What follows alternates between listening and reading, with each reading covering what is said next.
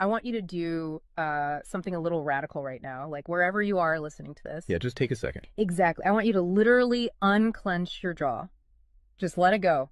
Drop your shoulders. Most of us don't even realize we're tensing up, Right. And look, I don't care if you just finished, a grueling 12-hour shift on the hospital ward, or if you just stepped off a loud, dusty job site. Or even if you're just mentally exhausted from staring at screens all day long. Leave it at the door. It's over. You are officially entering quiet mode. So just take a deep breath. That's the baseline we need for this. It really is. And now I want you to look at the phone sitting next to you, or maybe the smartwatch on your wrist. Every single time that screen lights up, every time it buzzes, it steals exactly 23 minutes of your life. Welcome to the deep dive. It really is a staggering number to confront when you put it like that. 23 minutes Yeah. from one buzz. Yeah, because we tend to measure interruptions in like the seconds it takes to glance at a screen, right? Whoa! We completely ignore the massive cognitive debt we incur the moment we look away from our deep work. And that cognitive debt, that is exactly the central target of our mission today. Okay, let's unpack this. We are exploring The Sovereign Architect's Guide by Chillstar 08. Specifically, episode 6, which is titled Deep Work Dynamo, How to Finish Your Week in 4 Hours. Right. And if you remember in our last deep dive, we talked about installing drawing those boundaries and reclaiming your personal space. But clearing the space is just step one. It actually reveals a much deeper, much more intimidating problem. Yeah, the void. What are we actually supposed to be building in that silence we just fought for? Because if we don't have a blueprint, the noise of the world is just going to rush right back in to fill it. Oh, for sure. We have this natural horror of a vacuum. The second our schedule opens up even slightly, our instinct is to pack it with activity. We just have to be doing something constantly. Exactly. We are culturally conditioned to equate motion with progress. Yeah. But Chillstar 08 introduces a really brilliant distinction here. She talks about the trap of idling. I love this concept so much. Think about a car engine, right? Mm-hmm. The engine is running, the pistons are firing, it's burning through all this expensive fuel, making a ton of noise and vibration. But the car is in park. Yes, it isn't going anywhere, and that is what most of our daily quote-unquote busyness looks like. We feel incredibly productive because we are in constant motion. Right. You check a text message while you're sitting at a stoplight. Or you answer a quick email while walking from your car to the front door. You stare at a spreadsheet on your laptop while, your family dinner is sitting right in front of you, literally getting cold. And that right there is the illusion of productivity. You end your day feeling physically and mentally depleted because you were constantly doing something. So you didn't actually do anything that matters. Exactly. If you step back and evaluate your legacy, the deep, meaningful work, the art, the business strategy, the relationships. Right, the relationships that actually move your life forward. None of it progressed. You spent 8 hours idling. You were everywhere, which means you were truly nowhere. Man, that hits hard. And this brings us back to that terrifying 23-minute statistic from the research she cites. I don't want to just gloss over this. No, we definitely shouldn't. Because understanding the mechanism behind it is crucial. Why does a 5-second distraction cost us almost half an hour? It basically comes down to how our prefrontal cortex manages working memory. Your brain is not a computer processor that can just run multiple applications in parallel. Right. We can't actually multitask. Exactly. When you are doing deep work, say writing a complex proposal, your brain loads this massive fragile web of context into your working memory. Like holding all the pieces of a puzzle in your hands at once. Yes. You are holding multiple variables, ideas, tones all at once. So when your phone buzzes and you glance at a text from your partner asking about groceries, your brain is forced to execute a context switch. So it has to dump all the proposal data just to load the grocery data. It literally flushes the working memory buffer, yeah. It has to process the new rules and the emotions associated with that text message. Wow. And then when you turn back to the proposal, you cannot just pick up where you left off. Your brain has to laboriously rebuild that entire web of context from scratch. Oh, I hate that feeling. Were you just staring at the screen like, what was I even saying? Right. It has to retrieve the thread of your argument. Remember the tone you were using, recall the variables. That rebuilding process takes an average of 23 minutes of cognitive effort, And it burns a ton of energy doing that, right? massive amounts of glucose. That explains so much. I mean, that is why people hit 5 p.m. and feel physically exhausted, almost sick to their stomachs. Even if they've just been sitting in a really nice ergonomic chair all day. Exactly. They haven't been doing deep work. They've been doing cognitive gymnastics, just constantly flushing and reloading their working memory. They are burning fuel just to stay in park. So, okay, let me bring in what I like to call the transformer concept here. Because our focus is like an electrical grid. If you have, 50 browser tabs open, you are leaking energy as raw, unusable heat rather than concentrated light. That's a great way to look at it. So if we are all acting like our focus is this cheap renewable resource, how do we stop being what Chillstar '08 calls a subject to the pings of the world? I mean, how do we actually become the architect of our attention? Well, what's fascinating here is how she frames the philosophical shift we need. She says utility does not equal value. Oh, say that again. Utility does not equal value. Right. In the modern workforce, we have been completely conditioned to believe that being constantly available makes us valuable. Like if you answer a Slack message in 3 seconds, you're the hero. Exactly. You are praised as a good worker. Or if you jump on a Zoom call with like 5 minutes notice, you're a team player. But that is just utility. I mean, being highly available makes you a commodity. You're like a human router just passing information back and forth. And routers are easily replaced. True sovereignty, true value comes from being impactful.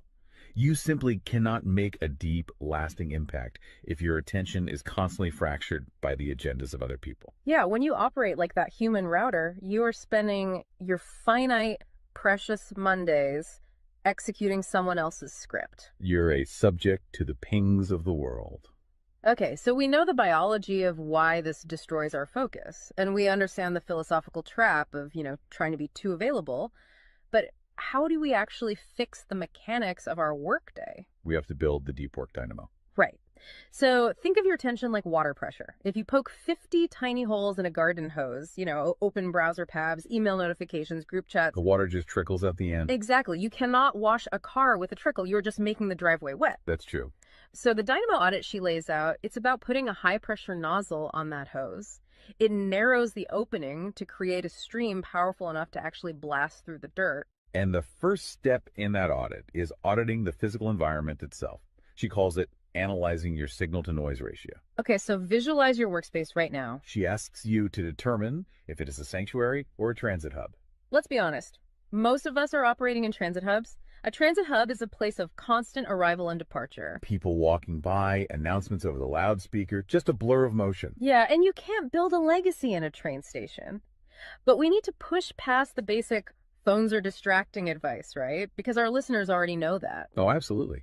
Chillstar '08's rule is much more brutal than that.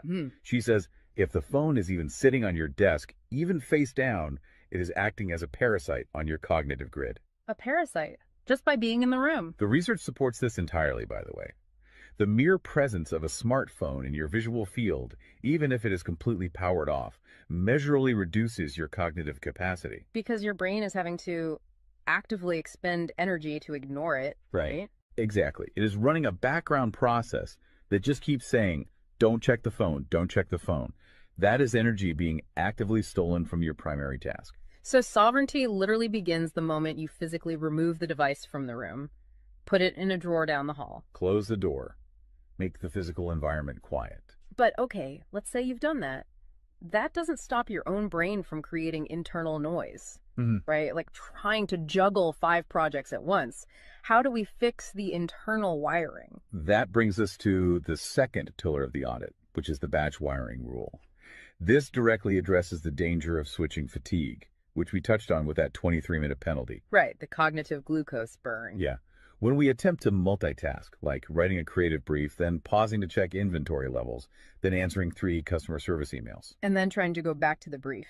Right. We are grinding our mental gears to dust. We are switching between entirely different cognitive states. Because creative writing uses a completely different part of the brain than calculating inventory, obviously. They require entirely different operating frequencies.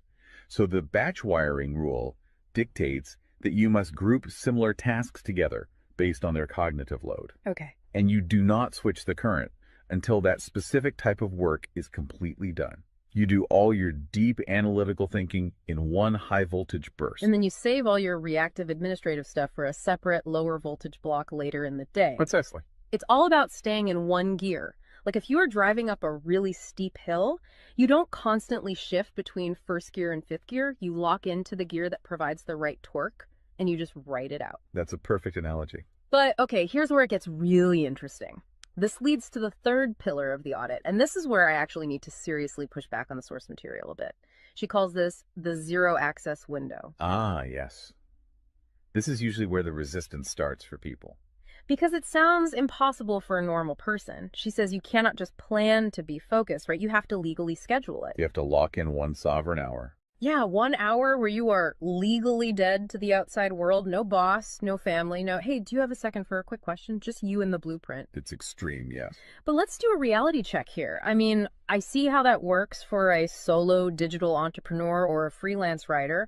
But what about someone whose literal job description is to be available? Right, like an IT support specialist. Or a floor manager or a nurse on a ward or even, a parent at home with a toddler. How do they justify just vanishing?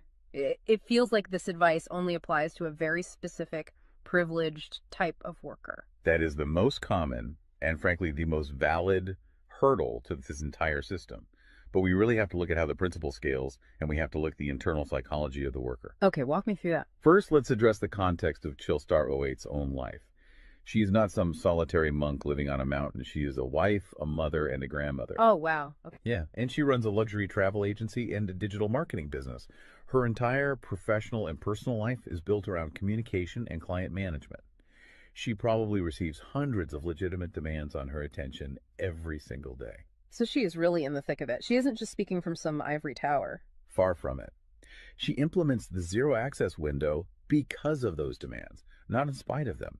Now, for the IT manager or the nurse, obviously, you cannot vanish while on active duty if your role is acute response. Right. You can't ignore a burning server or a patient monitor. Exactly. But the principle applies to the deep work surrounding the active duty, the scheduling, the charting, the strategic planning. Even in highly reactive jobs, there is legacy work that gets pushed to the margins. That makes sense. And the challenge isn't just logistical, it is deeply psychological. It's the internal guilt, isn't it? Yes, exactly. People feel like bad employees or bad parents or bad partners when they set a hard boundary. Yeah. We tie our entire self-worth to our responsiveness. We think, if I am not instantly available, I am failing them. Man, that is so true. We feel guilty for taking an hour to ourselves. But setting a zero access window is not about neglecting your family or your team. It is about condensing your high level work into massive, high impact bursts of energy so that you can actually be present later. Wow. Okay. Consider the alternative. If you don't carve out that absolute focus, you end up giving your family or your team partial fractured attention for 12 hours straight. Exactly. You are physically at the dinner table, but mentally you are drafting an email. Or you are sitting on the floor playing with your kid, but you're checking a Slack notification over their shoulder. You are trading constant low quality availability for scheduled high quality presence. It is entirely about communicating boundaries to protect the quality of the time you do give people. You tell your team, look, I am going offline for 60 minutes to finish this crucial report. If the servers literally catch fire, call this specific emergency number. Otherwise, I will address all questions at 11:00 a.m. Right. You aren't vanishing to hide. You are vanishing to get the work done efficiently so you can actually live your life.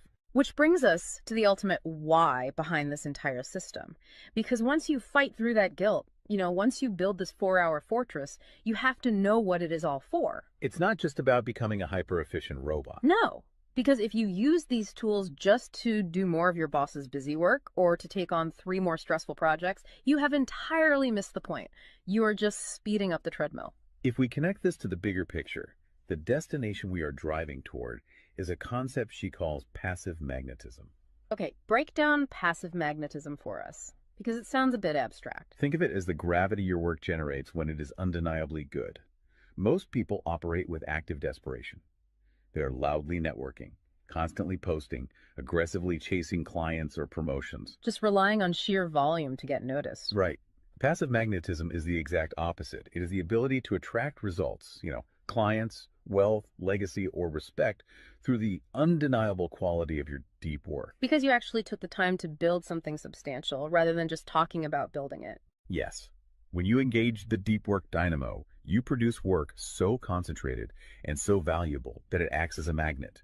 You don't have to chase the market comes to you. And the ultimate prize of achieving that passive magnetism isn't just more work. The prize is time. Time is the ultimate currency. The dream of the sovereign architect is to finish an entire week's worth of business output in just 4 hours. You do this high voltage work often while the rest of the world is literally still hitting the snooze button. You free up the remaining hours so you can go be a traveler, so you can be a creator. So you can be a fully engaged grandparent like Chillstar 08. Exactly. She frames it beautifully in the source text. She says, we wire for silent so we can live in volume. Oh, I love that. We embrace the discipline of the quiet fortress so that our actual lives can be loud, vibrant, and fully experienced. We are finally taking control of the dial. But, making that shift from a frantic, reactive employee to a calm, sovereign creator requires a massive shift in identity. You have to tune your mind before you sit down to do the work. It is really difficult to just sit down at a desk and instantly command your brain to perform deep work, right? Especially if you've spent the last hour navigating traffic and listening to the news. You need a transition ritual to cross that threshold. And Chillstar 08 provides something for this transition called the Chillstar's Creed. It is designed to be a grounding frequency. It really centers you. Yeah, so I want you, the listener, to use this. I want you to imagine a slow, steady heartbeat in the background. Just a deep, resonant 528 hertz frequency. Just let the frequency of these words settle into your mind before you initiate your deep work. Ready? Take it in. I am grounded in peace. I am reaching for my stars.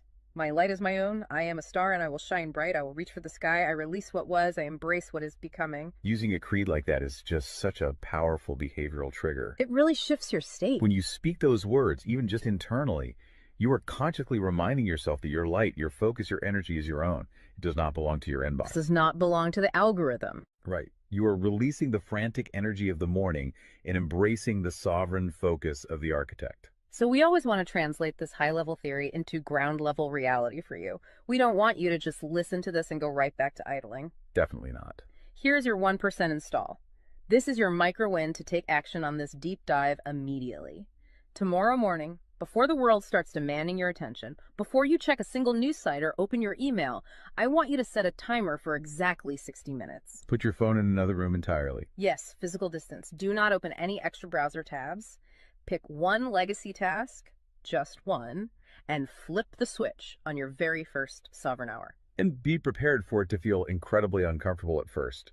Your brain will crave the dopamine hit of a notification. Oh, you will feel an almost physical itch to check your messages. But if you can sit in that silence, if you can endure that initial friction, you will watch the dynamo start to spin.